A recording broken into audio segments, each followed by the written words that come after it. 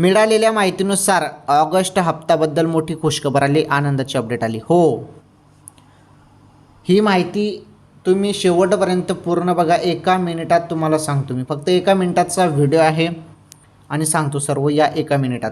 हे बघा, जुलै हप्ता तुम्हाला मिळाला. आता तुम्ही सर्वजण ऑगस्ट हप्त्याची वाट बघत आहेत.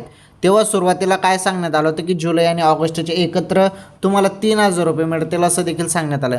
परंतु 3,000 रुपये काही मिळाले नाही. फक्त आता जुलैचे 1,500 रुपये आले तुमच्या खात्यामध्ये. आता ऑगस्टचे पण पैसे येणार आहेत.